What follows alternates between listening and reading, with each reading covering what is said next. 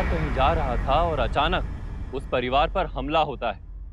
एक बच्चे ने अपनी माँ को, एक पति ने अपनी पत्नी को हमेशा के लिए खो दिया और पीछे रह गई तो सिर्फ उस औरत की चीखें। नमस्कार, सावधान यूपी फाइट बैक नाउ में मैं सौरभ राजन आपका स्वागत करता हूं। जानवरों का हमला करना कोई नई बात नहीं, लेकिन यह घटना कुछ अजीब थी। आखिर उस भालू ने एक महिला के ऊपर ही क्यों हमला किया था? क्या ये जानवर वाकई इंसानों के लिए खतरनाक हो गया था या फिर असलियत इससे कोसों दूर थी? लगातार हो रही रहस्यमयी मौतें जिसने एक शांत गांव को दहशत में डाल दिया, आखिर क्या थी इसके पीछे की सच्चाई? आइए जानने के लिए देखते हैं हैरान कर देने वाली ये वारदात।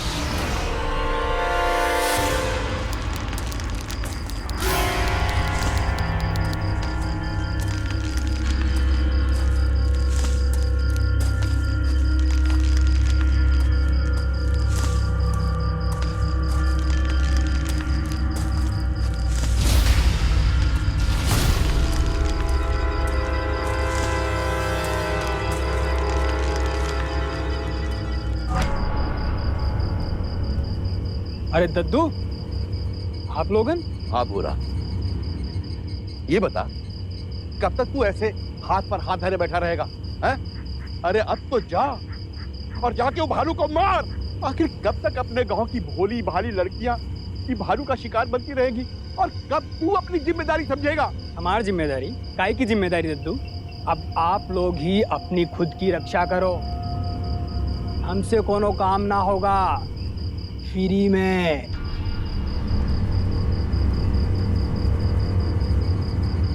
देखो भाई, कि भूरा बिना पैसा लिए कुछ करेगा नहीं। अब आप ही लोग बताओ क्या किया जाए? इस पूरे इलाके में इसके अलावा ये शिकार और कोई नहीं कर सकता। इसको पैसा दे देना चाहिए दद्दू। ठीक है, जैसे आप लोगों की मर्जी।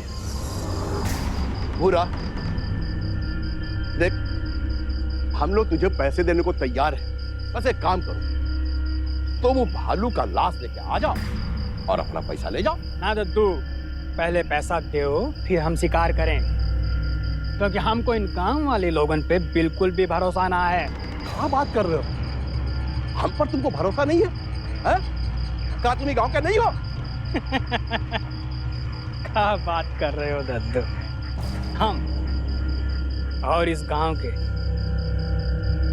काहे मजाक करते हो दद्दू? आज तक इस गांव का कोई भी आदमी अपनी बेटी की शादी करने को हमसे तैयार नहीं हुआ, और आप कहते हो कि ये गांव हमारा गांव है। ना दद्दू, पहले पैसा दो फिर ही हम काम करें। ठीक है, हम पे भरोसा ना सही, पर मास्टर जी तो है ना, है? तुम्हारे पैसा की जिम्मेदारी मास्टर जी लेते हैं ना मास्टर जी? ठीक है बुरा, मैं तुम्हें पैसे की गारंटी देता हूँ। ठीक है गुरुजी, आप कहते तो मान लेते हैं, लेकिन पिछली बार जिस भालू ने प्यारी को मारा था उसका भी शिकार हमने किया था और उसका आज तक हमें पैसा नहीं मिला है। हमें उसका भी पैसा चाहिए। वो भी पैसा दे दूंगा, बस। ठीक है गुरुजी। और तुम गांव वाले लोगों, एक बात मेरी ध्यान से सुन लो, दिन हो या रात हो, जंगल की तरफ कोई नहीं जाएगा, और अगर जंगल की तरफ गए तो किसी की मौत की जिम्मेदारी हमारी ना होगी। और पिछली बार जिस भालू ने मीनू को मारा था उसका भी हमने पीछा किया था, लेकिन लंबी दूरी पे जाने के बाद उसके पैरों के निशान गायब हो गए थे। ये भालू बहुत ही चालाक है, मार के ऐसे गायब हो जाता है जैसे कुछ हुआ ही ना हो। और एक बात और बता देते हैं आप लोगों को, मुझको लगता है कि इधर का दोनों शिकार एक ही भालू ने किया है। हाँ हाँ, वो तो ठीक है पूरा, पर ये तो बता, तू शिकार के लिए निकलेगा कब? शिकार करना कोई बच्चन का खेल है दद्दू? प्लान बनाना पड़ता है, प्लान। और आप लोग सब गांव वाले मेरा मुंह क्या ताक रहे हो? जाओ, जा करके अपने खिड़की दरवाजे सब बंद कर लो। आप लोगों को बोल दिया कि शिकार होगा तो होगा, भालू मारा जाएगा तो मारा जाएगा। ये भूरा की जुबान है। जाइए आप सब लोग, निकलिए यहाँ से। चलो भाई लोग, चलो।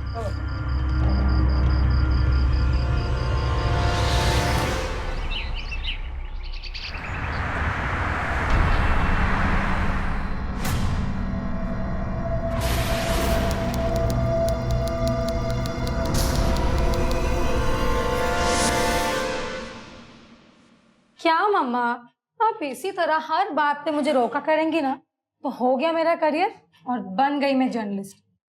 थोड़ा तो भरोसा कीजिए मुझ पर, बच्ची नहीं हूं मैं। अगर मैंने ये असाइनमेंट नहीं की ना तो कोई और कर लेगा और मेरे प्रमोशन पे रेड मार्क लग जाएगा। तू नहीं जाएगी तो नहीं जाएगी, मैंने कह दिया ना।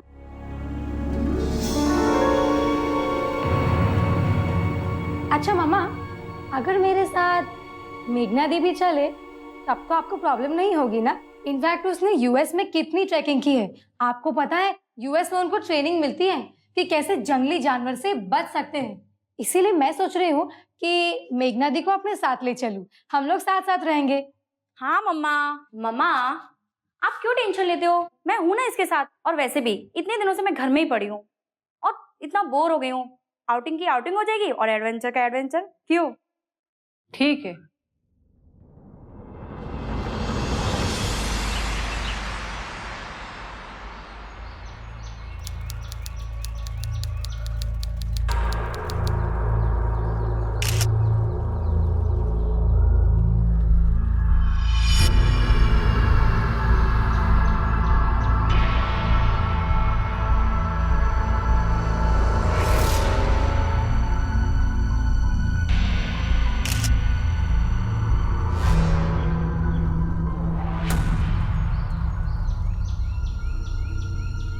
अरे फोटो वोटो बाद में खींचना, पहले गांव चलो।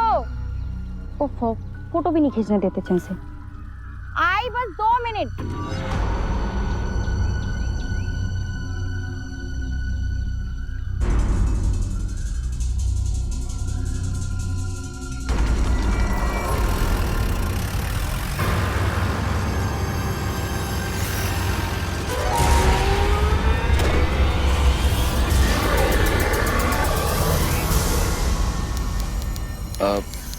ये है हमारे गांव के स्कूल के हेडमास्टर साहब जयदत्त शर्मा। नमस्ते। नमस्ते। नमस्कार। दादू जी, एक बात बताइए, जिन लोगों पर भालू का हमला हुआ था उनके परिवार के लोग हैं यहाँ पर? हाँ, हमने सबको बुला रखा है। पहली बार भालू ने जिस लड़की का शिकार किया था ना, उसका नाम था प्यारी, और ये रहा उसका भाई। मेरी दीदी बहुत प्यारी थी मैडम जी, पूरे परिवार का बहुत ध्यान रखती थी वो। सुबह सूरज निकलते ही जंगल में लकड़ियाँ चुनने जाया करती थी। वो दिन भी वो लकड़ियाँ चुनने गई थी जल्दी, लेकिन उसके बाद उसकी लाश मिली मैडम, मेरी दीदी की लाश मिली वहाँ पे। ये है नरेश, इसकी बीवी का नाम है मीना। मैडम जी, जब मेरी बीवी की मौत हुई, जब वो मां मरने वाली थी। अपने आप को संभालो नरेश। दादू जी, भालू ने इन्हीं 2 औरतों का शिकार किया था, क्या और भी है? हाँ थी। मेरी पोती संगीता, वो भी उस भालू का शिकार हो गई। सिर्फ 19 साल की बिना माँ बाप की बच्ची थी वो। बहुत सुंदर थी, वैसी सुंदर इस गांव में दूसरी कोई बच्ची थी ही नहीं। सारा गांव उसे बहुत प्यार करता था। पास के ही गांव के मुखिया के बेटे से उसकी शादी तय हुई थी। एक दिन दोपहर को जब गांव की औरतें कपड़ा धोने के लिए नदी के किनारे गई तो वहां उसकी लाश पाई गई। उस भालू ने उसके पूरे चेहरे को अपने नाखून से नोच डाला था। दादू दादू दादू, हमें क्लास 2 के जंगल में भालू ने पर किसी को मार दिया। क्या?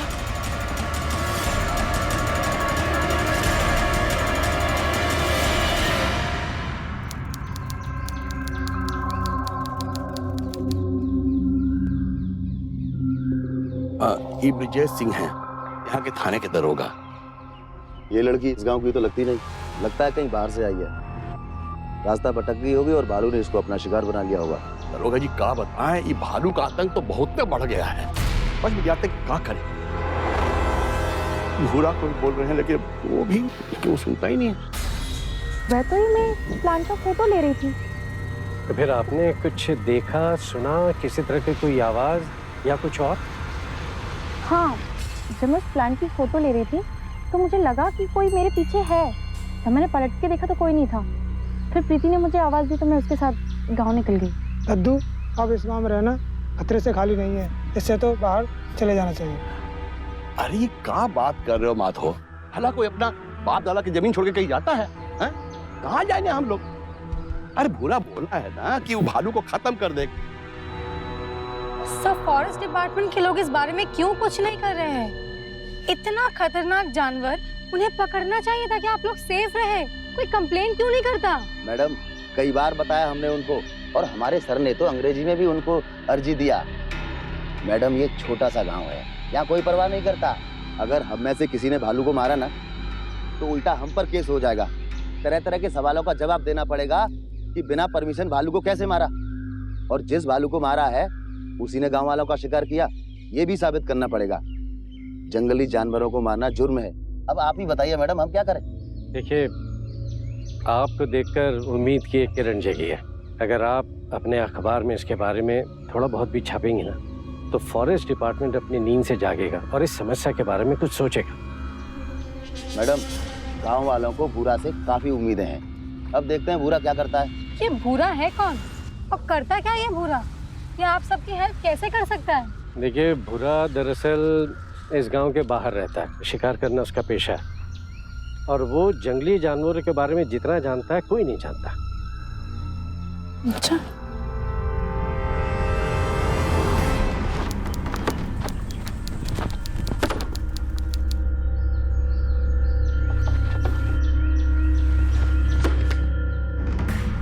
कैसे हो बुरा? ठीक है गुरुजी, आपका है याद है।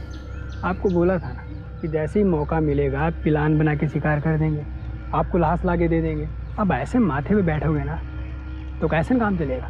नहीं नहीं बुरा, तुम तो बुरा मान गए। मैं तुमसे शिकार की बात करने नहीं आया हूँ। कुछ लोग तुमसे मिलना चाहते हैं, उन्हें तुमसे मिलाने आया हूँ बस। ये है मेघना और ये है इनकी बहन प्रीति, प्रेस रिपोर्टर है।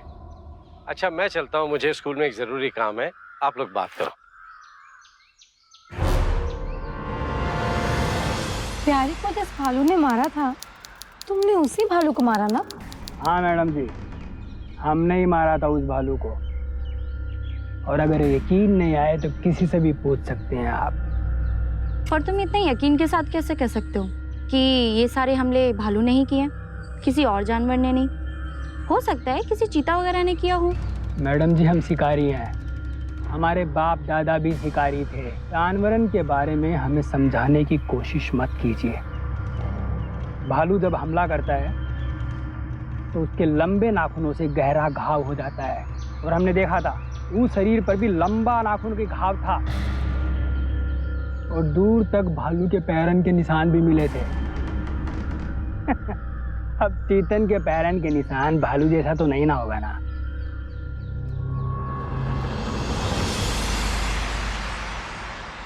ओ मैडम, क्या है? सुन ना।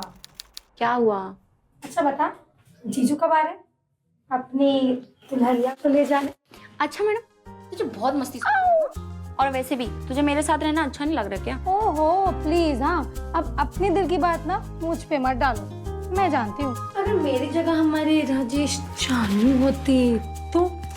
चुप कर, तू मार खाएगी सच में। अच्छा जी, मैं मार खाऊंगी? हाँ ठीक है, कुछ ही दिनों की बात है, फिर आपकी शादी यूएस एंड पति परमेश्वर के पास। बहुत मजा आ रहा है ना, बहुत मजा आ रहा है। बोल राजेश का कॉल? ओहो, हेलो, हाय जानू। हाय जानू, कैसे हो? यू मिस मी ना? आई मिस यू यार। तो सोचा नहीं मार खाएगी। क्या कर रहे हो मेरे सोना बाबू? तुम्हें पता है मैं आपको कितना याद करती हूँ? हाँ तो वैसे आप कब आ रहे हो? मैं आपसे बाद में बात करती हूँ।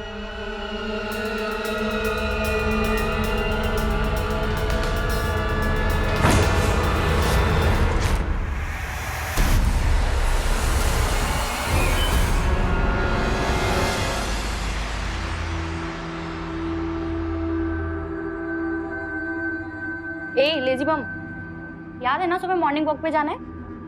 मुझे कहीं नहीं जाना, मुझे सोना है। प्लीज मुझे मत उठाना, अब बहुत दूर मत जाना। ओके मेरी माँ, सो जा। चल गुड नाइट।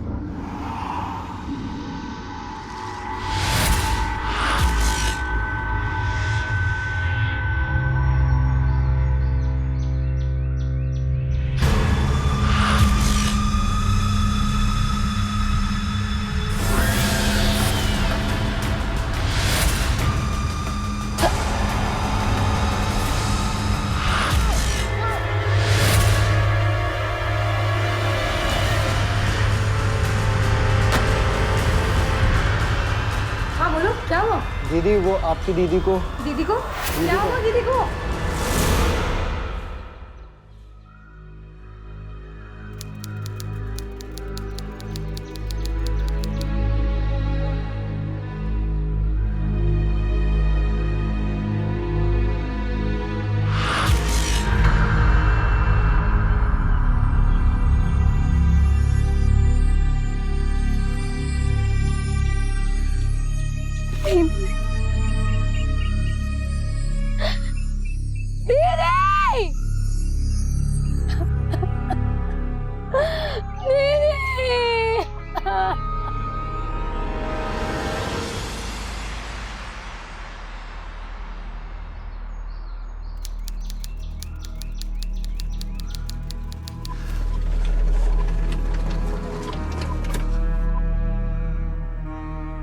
बेटे, हमें माफ कर देना, हम तुम्हारी बहन को बचा नहीं पाए।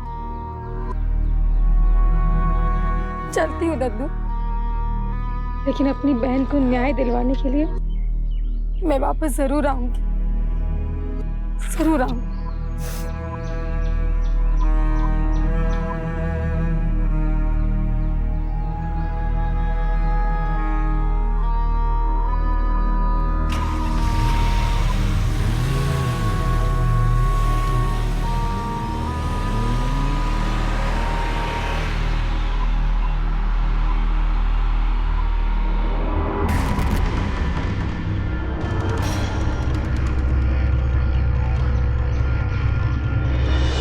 जानलेवा भालू की रिपोर्टिंग करने पहुंची प्रीति को क्या मालूम था कि असाइनमेंट उसी की बहन के लिए घातक साबित होगा। गांव वालों ने इसको अपनी नियति मान ली थी, हालातों के आगे हार मान ली थी। लेकिन क्या प्रीति जैसी मजबूत इरादों वाली लड़की भी हार मान लेगी, या फिर उसके दिमाग में कुछ और ही चल रहा था? आइए देखते हैं। देखो, घाव को देखकर लगता तो ऐसा ही है कि हमला किसी भालू ने ही किया है, क्योंकि इतने गहरे घाव के निशान किसी भालू के पंजों के लंबे लंबे नाखूनों से ही हो सकते हैं। बाकी अभी मैं डिटेल में तो कुछ नहीं कह सकता हूँ, पोस्टमार्टम की रिपोर्ट आने दो, फिर मैं तुम्हें बताता हूँ। Thank you doctor.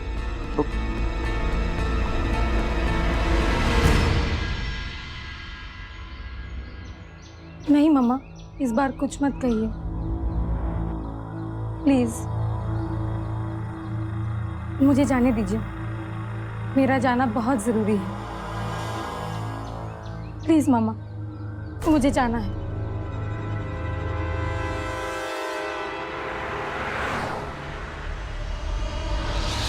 दद्दू जी, जिस भालू की वजह से मेरी दीदी की जान गई, उसे पकड़ने के लिए चाहे जितने पैसे लगे मैं देने के लिए तैयार हूँ, लेकिन किसी भी कीमत पर उस भालू का पकड़ा जाना जरूरी है।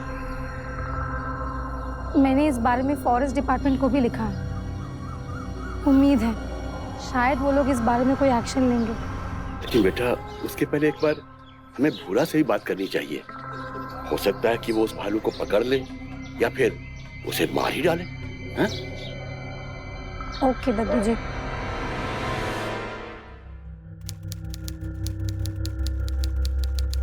कितने पैसे चाहिए? ले लो। ये पैसे दीदी की शादी के लिए मम्मी ने रखे थे। अब तुम ले लो, लेकिन किसी भी कीमत पे उस भालू को पकड़ो। बस इतने ही। और ले लो, चाहो तो सारे रख लो। मैडम जी, हम चोर सबन का भी कुछ ईमान इज्जत होता है, और हम तो ठहरा शिकारी, इतना काफ़ी है। और वो भालू को तो हम मार ही देंगे। लेकिन हाँ, एक बात ध्यान रखना, ये काम इतना आसान नहीं है, कुछ दिन लगेंगे। चाहे जितने दिन लगे, आई डोंट केयर, लेकिन इससे पहले कि वो किसी और की जान ले, उसे पकड़ो या मार दो। हो जाएगा।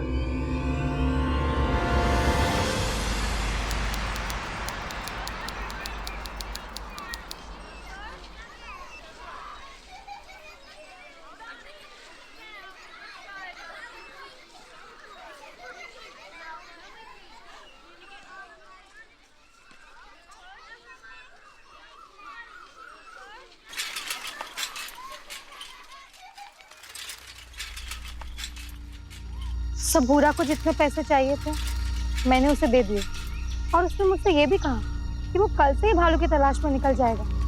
ठीक है बेटे, लेकिन फिर भी मेरी तुम्हारे से सलाह है कि इस पर नजर रखना, क्योंकि वो बहुत ही धूर्त और चालाक किस्म का इंसान। हो सकता है कि भालू को ढूंढने की तलाश में वो तुम्हारे पैसे लेके ना भागे।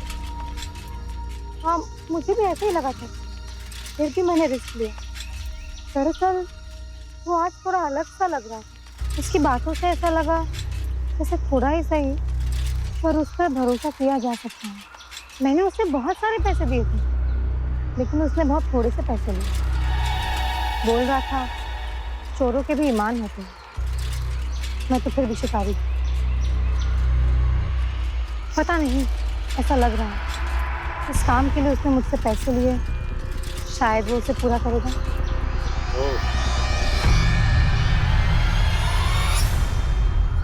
अच्छा, ऐसा क्या उसने? फिर तो उसके दिमाग में जरूर कुछ ना कुछ चल रहा होगा। उसका कोई भी काम बिना मतलब के तो होता ही नहीं। मतलब? कैसा मतलब? सर, ये पूरा आदमी था कैसा? सर प्लीज, सर प्लीज बताइए मुझे, पूरा किस तरह का आदमी? ठीक है, तो फिर सुनो। कुछ साल पहले की बात है, जब भूरा का बाप जिंदा था, और उन दिनों भूरा को गांव की एक लड़की से इश्क हो गया, और शादी से पहले ही वो लड़की भूरा से गर्भवती हो गई। भूरा का बाप भूरा से भी सनकी था, और वो इस रिश्ते के लिए तैयार नहीं हुआ। बस उस घटना के बाद कोई भी बाप अपनी बेटी का हाथ भूरा के हाथ में देने के लिए तैयार नहीं। भूरा जो भी रिश्ता जिस दरवाजे पर भी लेकर जाता, वो दरवाजा उसके मुंह पे बंद कर दिया। ये तो बुरा हुआ। बुरा देखो, तुम मेरी बेटे के समान हो, इसलिए मैं तुम्हें एक छोटी सी सलाह देना चाहता हूँ।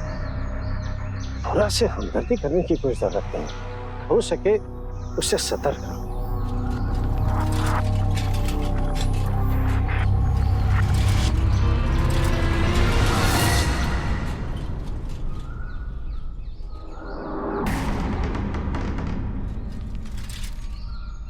क्या हुआ?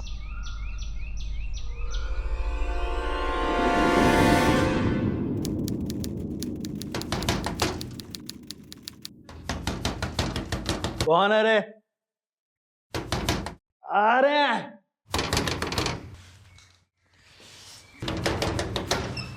अरे मैडम जी, हमारे डेरा पे? तुम कल शाम को मेरा पीछा क्यों कर रहे थे? वो क्या है कि मैम देखो भूरा, मुझसे झूठ बोलने की कोशिश मत करना। मैंने तुम्हें देख लिया था, साफ साफ बताओ कि बात क्या है। मेरा पीछा क्यों कर रहे हो? इरादा क्या है तुम्हारा? वो मैडम जी, बात ये है कि आप जोन रास्ता पे जा रही थी, वो रास्ता पे भालू का खतरा है। यही खातिर हम आपका पीछा कर रहे थे।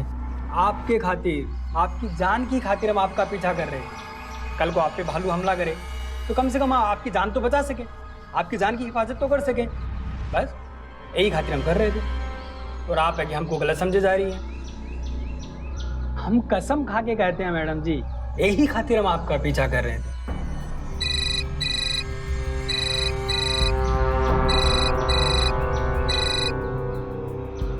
Yes doctor Ghosh. Hello Preeti, a shocking news for you.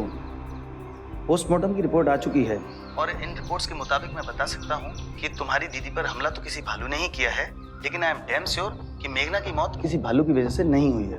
What? किसी भी जंगली जानवर के पंजों में एक तरह का वायरस होता है, जिसकी वजह से उसके पंजों में लगी चोट के घाव इमीडिएटली गैंग्रीन में तब्दील हो जाते हैं। लेकिन मेघना के शरीर पर जो घाव हैं वो नॉर्मल घाव हैं, गैंग्रीन नहीं है। उसके शरीर पर बने घाव को देखकर लगता जरूर है कि ये हमला किसी भालू ने ही किया होगा, लेकिन भालू के पंजे के वायरस उसके शरीर में नहीं मिले।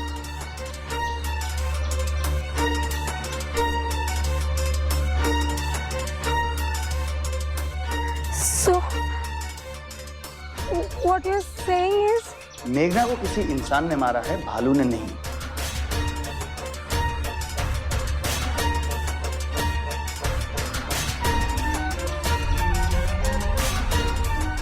क्या बात है मैडम, कोनो परेशानी है का? हम चोर सबन का भी कुछ ईमान इज्जत होता है, और हम तो ठहरा शिकारी।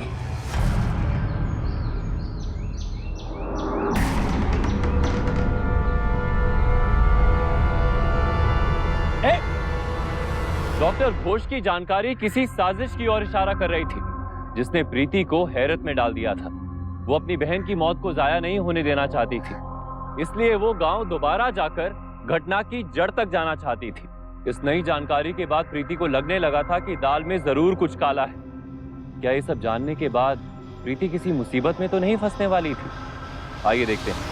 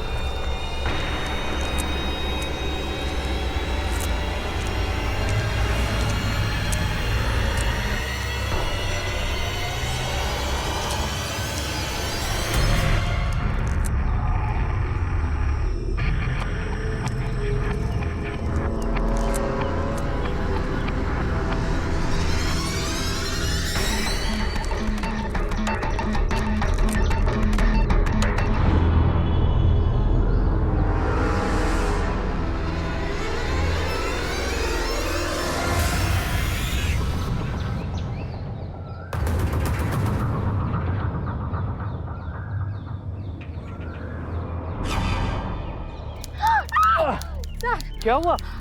आप किससे डर के भाग रही हैं? सर, मेरी दीदी की मौत किसी भालू के हमले की वजह से नहीं हुई है। क्या? तो फिर कैसे हुई? भूरा ने उसका खून किया है। ये क्या कह रही हैं आप? सर, दीदी की पोस्टमार्टम रिपोर्ट आई है और उसमें लिखा है कि दीदी की मौत किसी भालू के हमले की वजह से नहीं हुई है, बल्कि किसी इंसान ने उसका खून किया है। और ये काम भूरा के अलावा कोई नहीं कर सकता। उससे ज्यादा जानवरों के बारे में कोई नहीं जानता। उसने ऐसे खून किया कि सबको ये लगे कि दीदी की मौत भालू के हमले की वजह से हुई है। लेकिन सर, यहाँ हुई सारी मौत का जिम्मेदार सिर्फ भूरा है, सिर्फ भूरा।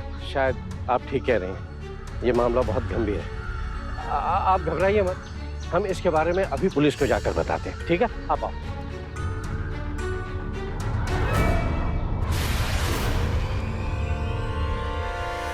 सर, भालू के हमले से जो घाव बनता है वो तुरंत गैंग्रीन में तब्दील हो जाता है और आप जानते हैं कि मेरी दीदी का घाव बिल्कुल नॉर्मल घाव था। इससे ये साफ जाहिर होता है कि मेरी दीदी को किसी भालू ने नहीं, किसी इंसान ने मारा है। और ये काम सिर्फ भूरा कर सकता है। किसी के शरीर पे एग्जैक्ट भालू का पंजा बनाना ये कोई आसान बात नहीं। ये सिर्फ कोई ऐसा कर सकता है जो जानवरों के बारे में जानता हो। और भूरा के अलावा इस पूरे एरिया में जानवरों को इतनी अच्छी तरह से कोई नहीं जानता है। सर एक बात बताइए, यहाँ हुई जितनी भी मौतें हैं वहाँ सिर्फ और सिर्फ लड़कियाँ और औरतें शामिल हैं। क्यों? किसी आदमी को कुछ क्यों नहीं हो रहा? अब आप ये तो नहीं कहेंगे ना कि भालू जेंडर देकर हमला कर रहा है? मुझे पक्का यकीन है इन सब के पीछे भूरा का हाथ है। लेकिन भूरा ऐसा करेगा क्यों? उन लोगों से भला उसकी क्या दुश्मनी थी? दरअसल दारोगा साहब, भूरा शादी के लिए पागल हुआ जा रहा था और गांव का कोई भी अपनी बेटी की शादी भूरा से नहीं करवाना चाहता था। इसीलिए भूरा गांव की लड़कियों को मारकर बदला लेता था। भूरा को गिरफ्तार करने के लिए मैं अभी किसी को भेजता हूँ। आप निश्चिंत रहिए, किसी भी हालत में भूरा हमसे बचकर नहीं जा पाएगा।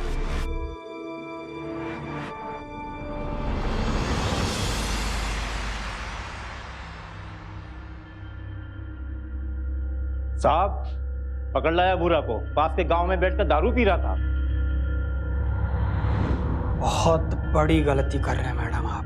वो भालू को हमारे सिवा कोई नहीं मार सकता। किस भालू की बात कर रहे हो तुम? किसी भालू ने कुछ नहीं किया है। तुम हो वो भालू जिसने इतने सारे मासूमों का खून किया है। तुमने मारा है मेरी दीदी को। तुम खूनी हो, खूनी। हाँ तो भूरा बता, कब से ये भालू भालू खेल रहा है? हाँ सर कुछ कहा उसने? क्या बोला? क्यों मारा उसने मेरी दीदी को? मैडम वो तो बोल रहा था कि उसने कुछ नहीं किया। जितने भी लोगों की जान गई है सब उस भालू ने ही मारा है। तो क्या आप उसे ऐसे ही छोड़ देंगे? नहीं मैडम, ऐसे तो बिल्कुल नहीं छोड़ेंगे उसको। वो बोल रहा था कि जिस दिन आपकी बीवी का खून हुआ उस दिन वो उस गांव में नहीं था। खैर, हम किसी को भिजवा कर देखते हैं कि उसकी इस बात का गवाह वहाँ कोई मिलता है या नहीं। ये आप बहुत बड़ी गलती कर रही हैं मैडम जी। हमने कतई नहीं किया, उस भालू ने सब कुछ किया है। वो सबको मारा मैडम जी। मैडम जी सही कह रहे हैं आपसे। अगर आप रात सुनोगे तो आप पर भी हमला होगा मैडम जी। अरे मैडम, इसकी बात पर ध्यान मत दीजिए, ये तो ऐसा ही बकता रहेगा। इसे तो हम देख लेंगे। कैमरा लेके आओ।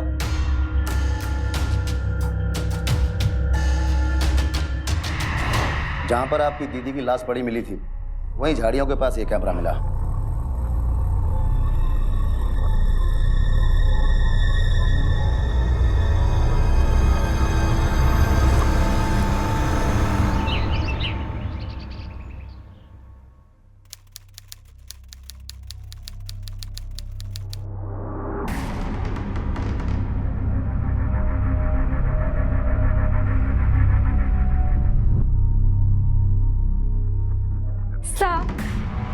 जाओ तुम रमेश को बुला के लाओ।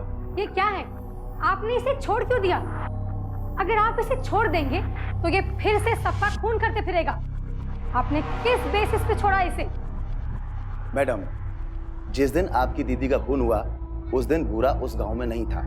वो जहां भी था हमने वहां जाकर पता किया और हमें गवाह भी मिले। उनकी गवाही से हमें पता चला कि वो उस गांव में नहीं था। लेकिन हमें आपकी बात ही सही लगती है, भालू ने कुछ नहीं किया। ये सब किसी इंसान का ही काम है। मैडम, हम इस मामले की गंभीरता से छानबीन कर रहे हैं। आप निश्चिंत होकर लखनऊ वापस जाइए। जैसे ही कोई सूचना मिलेगी हम आपको फोन करके बता देंगे। आपका यहाँ रुकना ठीक नहीं है।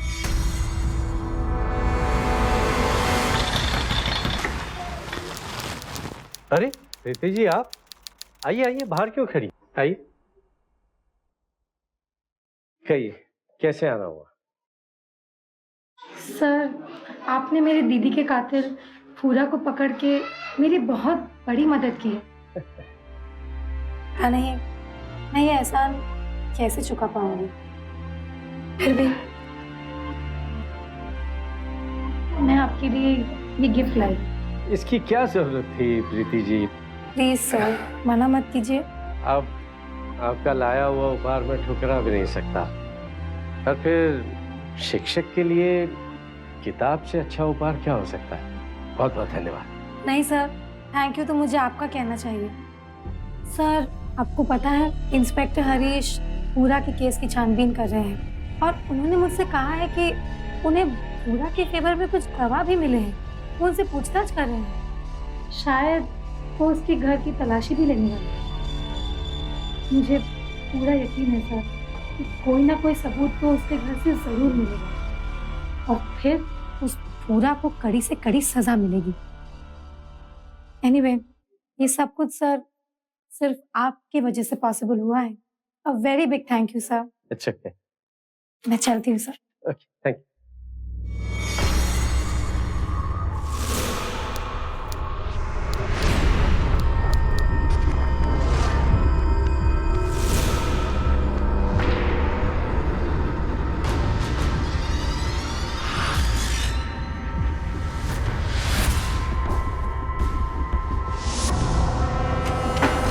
बस गुरुजी, आपका खेल खत्म।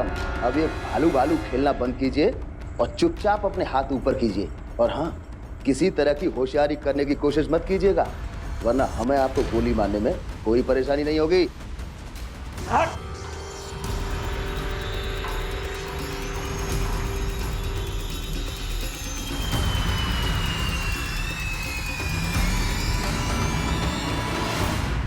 आप लोग यहाँ पर कैसे पता चला कि मैं? उस दिन जब मैं दीदी के कैमरा में उनकी फोटो देख रही थी, तब मैंने देखा कि मॉर्निंग वॉक के समय आप दीदी के साथ थे। लेकिन आपने तो इस बात के बारे में किसी को नहीं बताया। मैं उसी वक्त समझ गई थी कि हो ना हो इस पूरे मामले में कहीं ना कहीं आपका हाथ जरूर है। बस फिर मैं भूरा से मिलने गई, लेकिन भूरा मुझसे नाराज था और जायज भी था। मैंने उस पर इतना बड़ा इल्जाम जो लगाया था, पर मैंने उससे माफी मांगी और उससे पूछा, भालू की तरह हमला करने के लिए अगर किसी को मारना हो तो उसके लिए क्या करना पड़ेगा? कछु खास नहीं मैडम जी, बस एक भालू जैसे पंजे की जरूरत पड़े। पंजे की? ऐसा पंजा कहाँ मिल सकता है? कोई बनाता है ऐसा पंजा? हमारे पास है एक गो पंजा, लाते हैं हम। अब यहीं ठहरिए आप।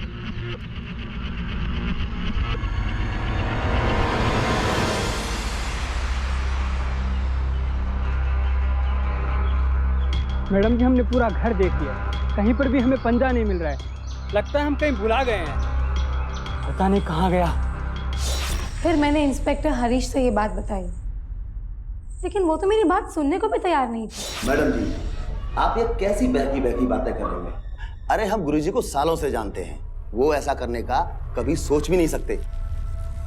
देखिए मैडम, माफ कीजिएगा, हमें आपकी बात पर भरोसा नहीं है। ठीक है, कोई बात नहीं, मत कीजिए मेरी बात पे भरोसा, लेकिन अब पुलिस वाले तो है ना, सबूत पर भरोसा करेंगे ना।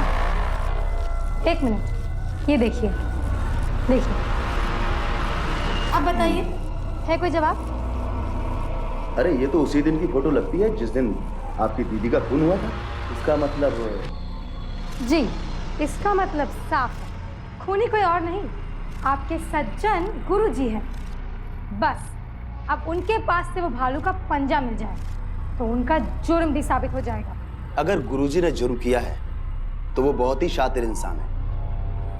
अगर उन्हें पता चल गया कि हमें उन पर शक है तो वो सतर्क हो जाएंगे। सर, मेरे पास एक आइडिया है और उसके बाद मैं आपसे मिली और मैंने आपको बताया कि पुलिस बहुत जल्द भूरा के घर की तलाशी लेने वाली है और अगर भूरा के घर वो भालू का पंजा मिल गया तो भूरा दोषी साबित हो जाएगा। बस मैं जानती थी कि आप ये मौका नहीं गंवाएंगे। आप उसे फंसाने के लिए उसके घर में पंजा रखने भी आएंगे और ऐसा ही हुआ। और फर्क कितना है कि आप पकड़े गए। गुरुजी, मेरा मतलब है कि भालू जी, आपने भालू भालू खेलकर बहुत मासूम लोगों का शिकार कर लिया। अब चलिए थाने चलकर हम आपका शिकार करेंगे। चलिए। मैंने ही मेघना को मारा।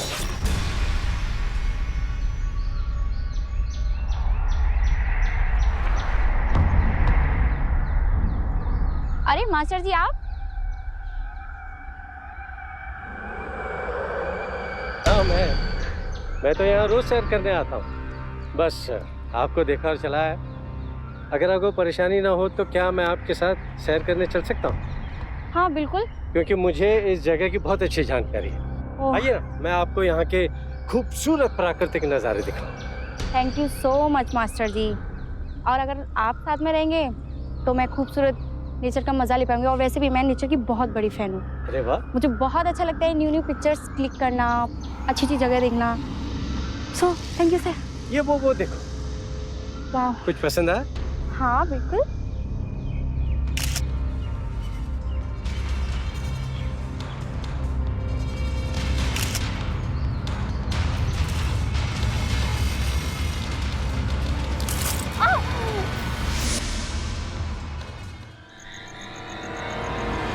हमने जयदत्त के बारे में छानबीन की और हमें पता चला कि उनकी मर्दानगी में कुछ कमी है, जिसकी वजह से उनकी औरत उन्हें छोड़कर किसी और से शादी कर ली।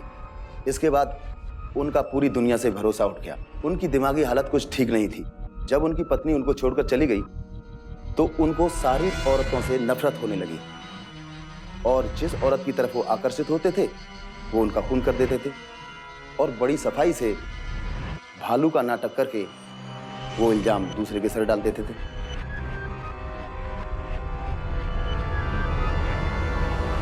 अपनी बहन की मौत के बाद रोने के बजाय प्रीति ने इस घटना की असलियत तक जाने का सोचा। ये उसी की मेहनत और सूझबूझ का नतीजा था कि मास्टर जयदत्त का पर्दाफाश हो सका और उनकी सच्चाई सबके सामने आई। जयदत्त को कई मासूम लड़कियों की हत्या के लिए दोषी पाया गया और उसे आईपीसी की धारा 302 के तहत उम्र कैद की सजा सुनाई गई। ऐसे अपराधियों की घिनौनी सोच और आपराधिक मानसिकता का नतीजा है कि कितने जानवर बेरहमी से मार दिए जाते हैं। ये भी एक कारण है कि कितने जानवर आज विलुप्त होने के कगार पर। वाइल्ड लाइफ प्रोटेक्शन एक्ट 1972 के तहत किसी भी जानवर को चोट पहुंचाना कानूनन जुर्म है। इसीलिए आपके इर्द गिर्द अगर ऐसा कोई अपराध हो रहा हो तो समझदारी दिखाइए और आवाज उठाइए। और ये हमें अभी करना होगा, क्योंकि अभी नहीं तो फिर कभी नहीं। इसी के साथ मैं सौरभ राज जैन आप सबसे विदा लेता हूँ। यूपी में जुर्म को जवाब देती हुई एक और सच्ची घटना के साथ आपसे फिर से होगी मुलाकात। तब तक के लिए सावधान यूपी, फाइट बैक नाउ।